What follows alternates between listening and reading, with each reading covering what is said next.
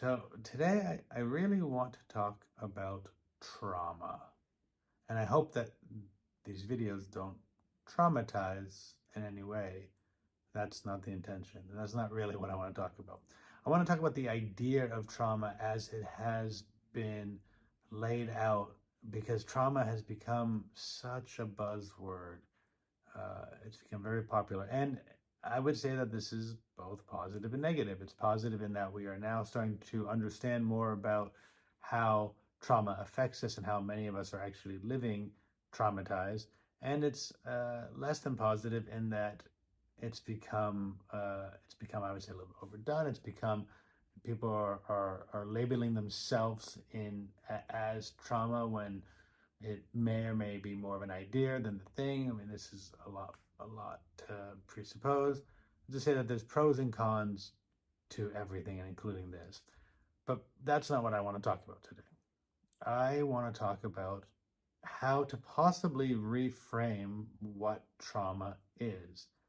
As when I work with people with trauma, I started to notice when trauma becomes a badge or a label, that it becomes an identity that is in some ways helpful because they're recognizing where they may be, and also less helpful because they're in some way trading out an experience for a new one, and the new one being a label of trauma, and it's very hard to move out of trauma. And so if anyone's ever worked with me, you've probably heard me mention this, and I'll mention it again. When I started to work with people with capital T trauma, what I started to realize was it wasn't a helpful label because it didn't give a direction to go into. It doesn't really say what the opposite of trauma is, you know. So you either had trauma or you didn't. And if you didn't have it, great. And if you did, well, how would you find didn't? Because there's no real direction within the linguistic language of it. And it was just such a heavy word as well for me. When I would say it or I'd hear my clients say it, it was like a weight of trauma. It was like this big anvil that was in them, holding them down. And it's really hard when you're underwater with an anvil or an anchor. It's very hard sometimes to swim away because you're attached to it. So I wanted to find ways of working with trauma that would allow for a different experience to the idea of the experience, which would then possibly allow for a different relation to the actual experience. And what I started to realize was what these people who had trauma, and all of us at some point or another have a form of trauma, I would say, or almost all of us. What that is was, well, they had an experience that they have lived through and they haven't fully dealt with it, or I would say processed it. So they're going about the world with an unprocessed experience or an unprocessed lived experience. And so I started to refer to these things as ULEs, unprocessed lived experiences, because it felt easier to move through. It also gave a direction. It's unprocessed. Well, then we know they could be processed.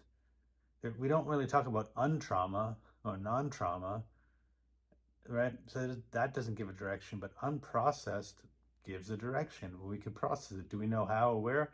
Not yet, but at least we have a foothold as to possibly how to move, which is better than complete loss to how do I move.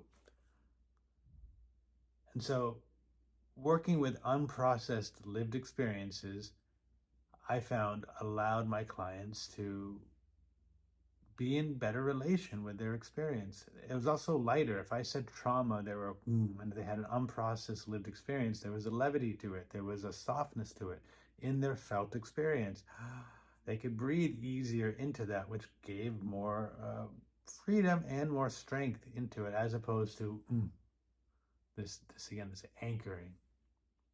And so for me, the whole purpose of this video today is to just presuppose, what if we changed our narrative of what trauma is to allow us to relate to it better from both a physiological, how our body can relate to it, and a psychological. What are we actually talking about here, right?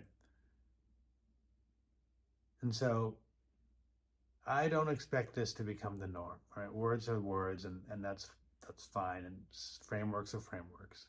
I'm just hoping a few of you out there can learn from this and have a better relation with your previous lived experience of what was maybe previously called trauma, that you can now relate to it as a different experience, which allows for growth, for ease, for comfort, for knowledge, and for safety.